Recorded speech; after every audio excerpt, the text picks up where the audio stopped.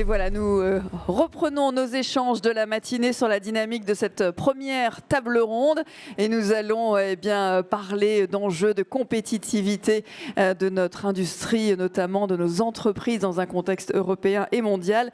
Et nous avons le plaisir, je demande de l'accueillir aussi chaleureusement, d'avoir Patrick Martin avec nous, président du MEDEF. Patrick Martin.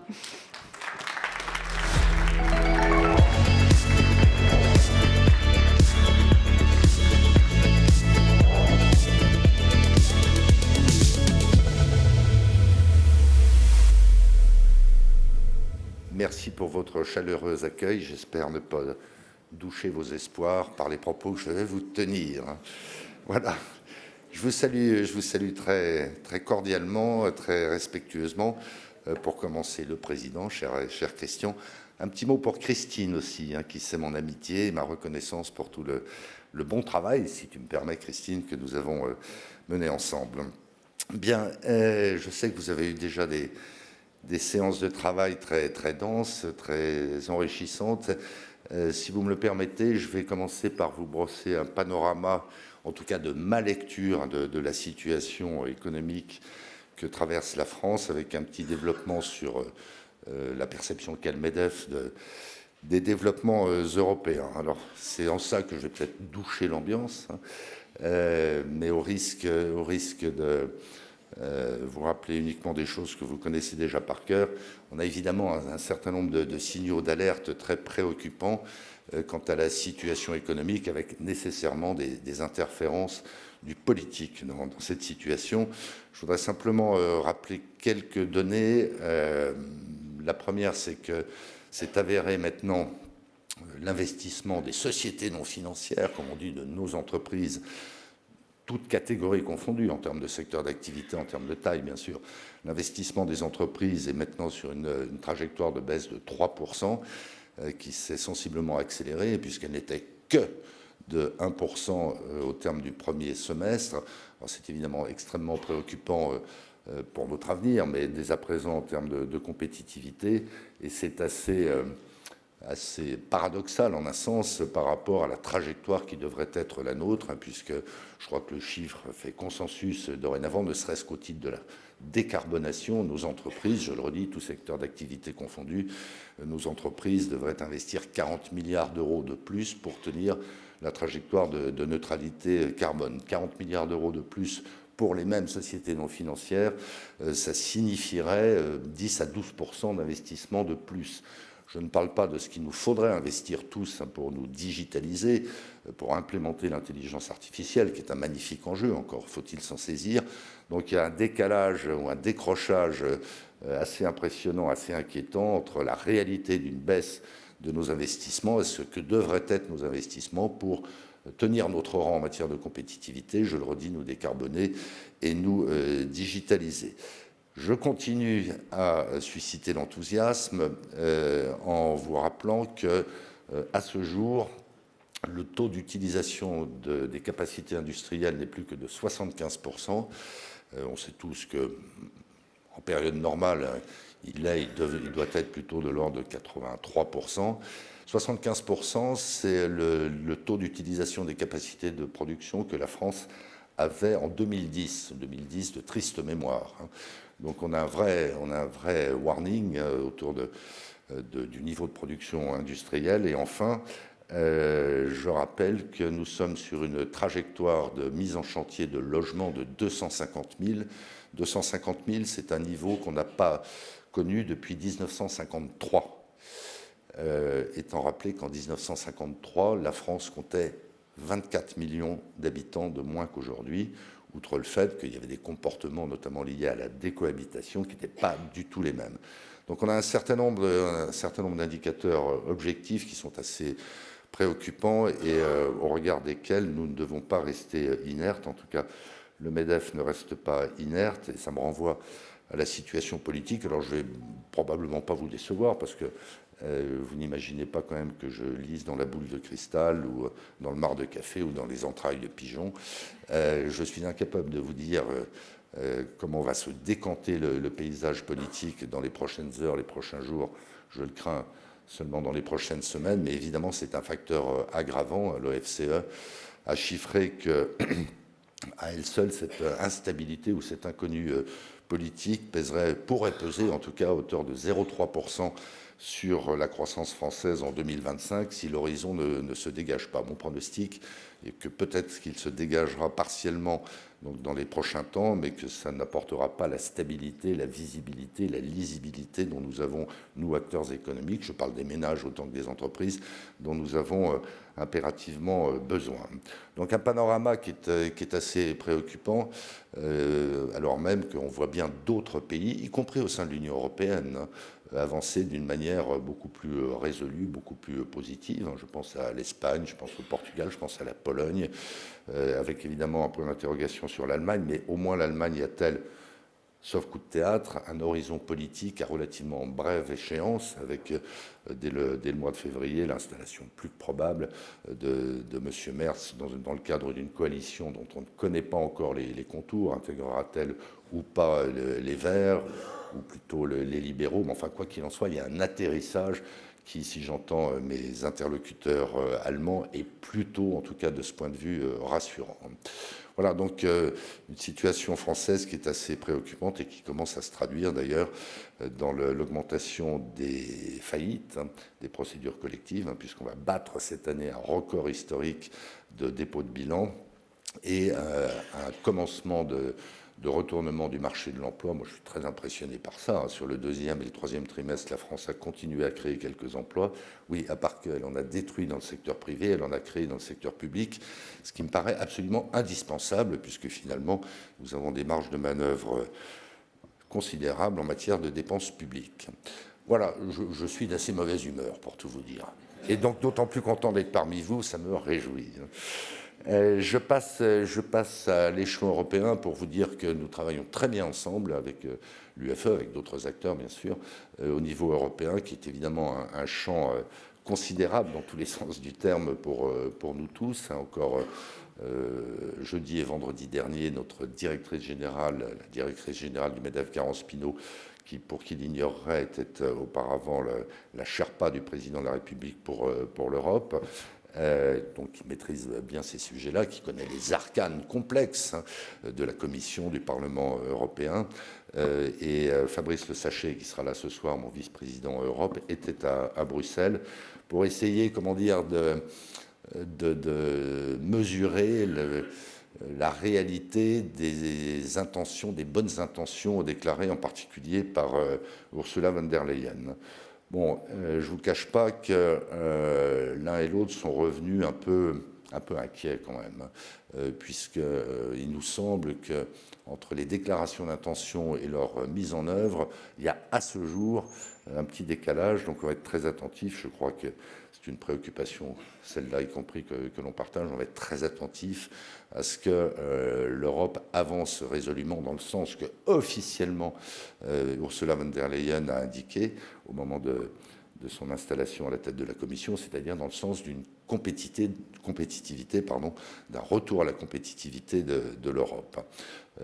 Pour vous dire, je finis sur ce point, nous sommes évidemment, j'allais dire évidemment, peut-être que ça n'est pas partagé parmi vous, mais en tout cas très résolument en appui de tout ce qu'a préconisé Mario Draghi pour remettre à niveau l'Europe, l'Union européenne, en matière d'innovation, en matière d'investissement, en matière de souveraineté, et pour enrayer, et puis le jour venu, et le plus vite sera le mieux, combler le retard de compétitivité et le retard de croissance, tout simplement, que l'Europe progressivement affiche, en particulier au regard des États-Unis. Ce qui me vaudra de recevoir lundi, dans le cadre du déjeuner mensuel de notre conseil exécutif, M. Séjourné, sur qui on compte beaucoup. Voilà. Au-delà de ça, moi je voudrais vous redire combien on est au MEDEF, je dirais tout secteur d'activité confondu, on est évidemment extrêmement soucieux que la France, l'Europe s'inscrivent bien dans une trajectoire à la fois de décarbonation et de souveraineté et de compétitivité. Évidemment, tout ce qui touche à la production d'énergie est un déterminant considérable, je dirais presque prioritaire autour de ces grands enjeux. Donc nous sommes extrêmement soucieux que la France, l'Europe, prennent des décisions éclairées, prennent les bonnes décisions et se tiennent à ces décisions.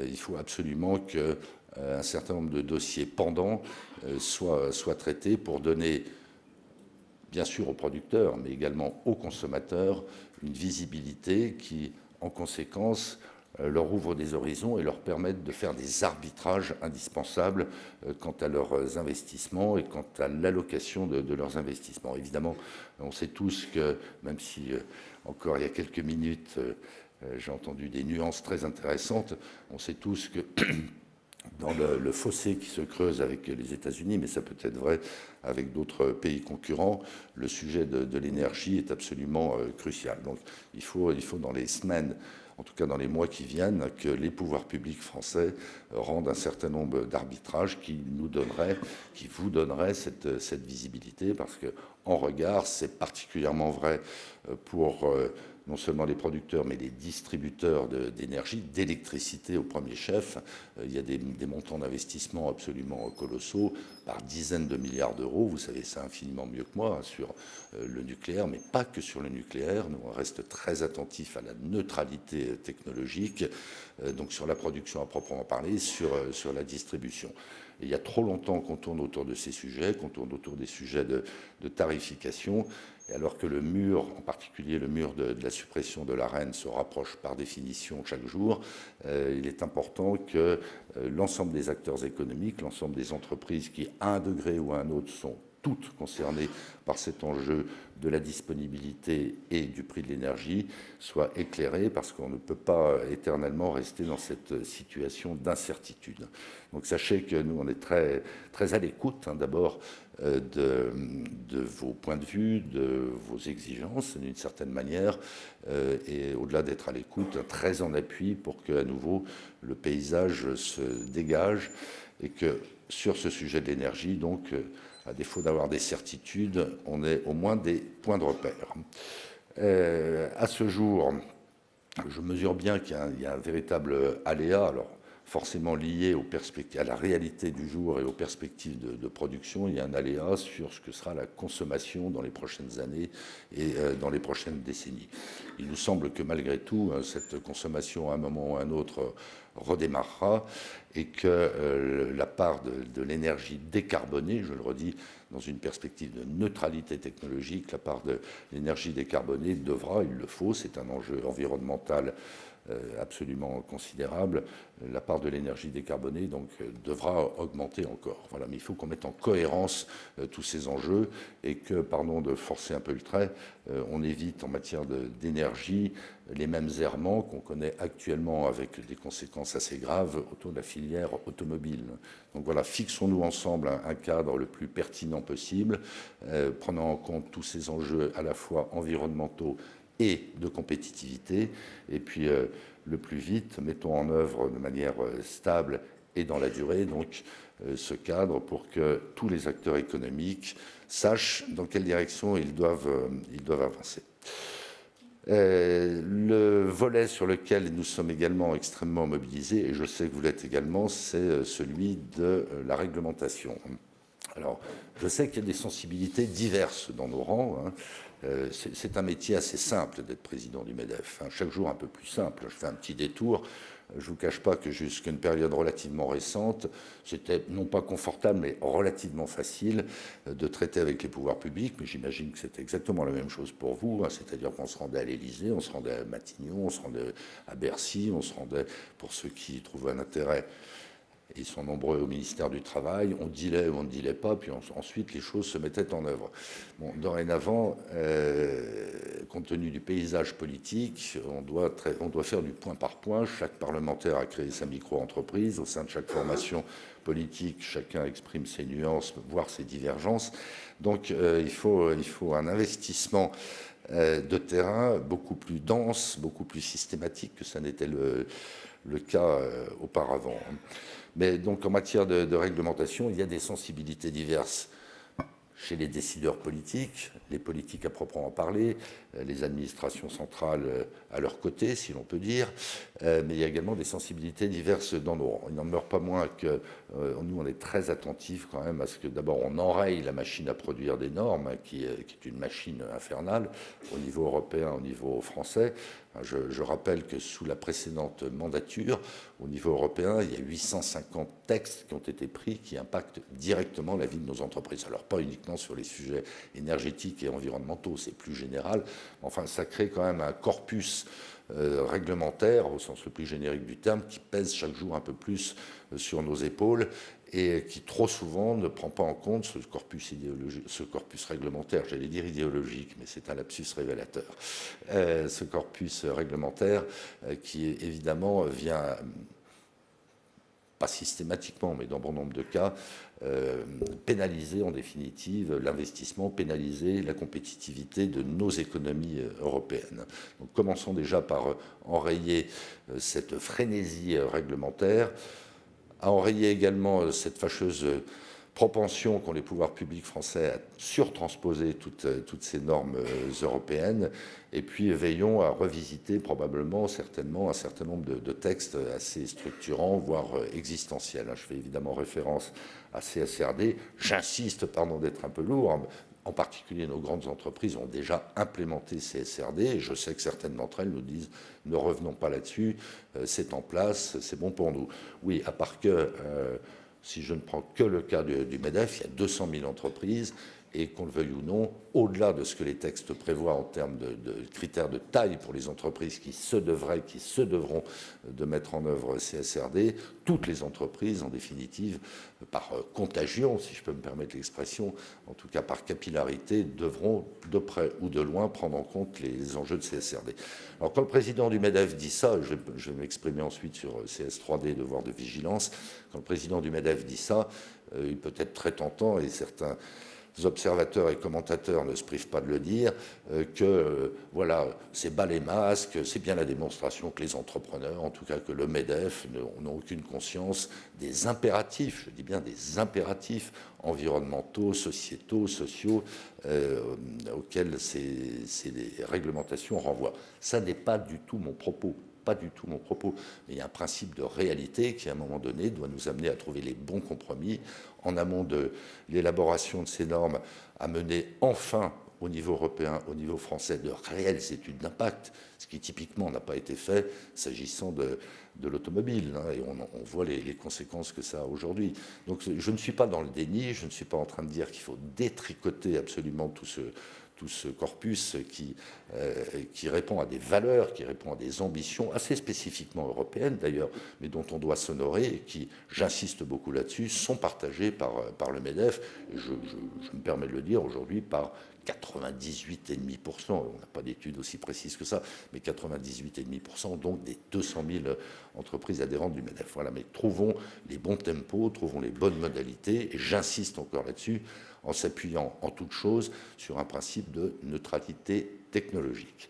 J'en viens à CS3D, devoir de vigilance, dont je mesure, y compris au titre de l'activité de ma propre entreprise, que ça peut avoir des effets pernicieux, pour ne pas dire pervers, en ce sens que ça peut nous disqualifier sur un certain nombre de marchés ou auprès d'un certain nombre de pays. Donc là aussi, il faut que nous soyons raisonnables, tout simplement raisonnables, sans, j'insiste là aussi, renier les valeurs et les ambitions de l'Union européenne, qui sont de belles valeurs, qui sont de belles ambitions, et qu'on se doit tous de porter. Donc on va voir avec l'Union européenne, avec le gouvernement français, quand il existera, on va voir comment on peut s'inspirant d'un principe de réalité, prenant en compte ce qu'est la compétition économique à ce jour, voir comment on peut alléger et rendre plus réaliste un certain nombre de dispositions. Voilà, j'espère ne pas vous choquer en disant ça, mais je le dis, quoi qu'il en soit, parce que le temps passant, je suis de moins en moins politiquement correct. Et à toute chose malheur étant bon, je pense, et j'en finirai par là, je pense qu'on en est arrivé à un stade en Europe et dans d'autres pays où il faut arrêter de se bercer d'illusions. On est dans un monde extrêmement exigeant, extrêmement fragile, dangereux à certains égards. Et si on veut que notre continent, notre pays continue à prospérer avec des enjeux sociaux considérables, avec des enjeux politiques considérables, eh bien, il nous appartient aux uns et aux autres de faire entendre notre voix et puis, le cas échéant, d'exercer des pressions, bien sûr républicainement, bien sûr démocratiquement, sur les décideurs publics, de sorte qu'ils prennent mieux en compte nos impératifs, nos contraintes, et qu'en bonne intelligence avec eux, on trouve les voies et moyens qui nous permettront de satisfaire nos grands objectifs, mais en n'étant pas ni dans la naïveté, ni dans la rêverie, ni dans le déclin. Voilà mon propos général très militant. Merci de votre attention.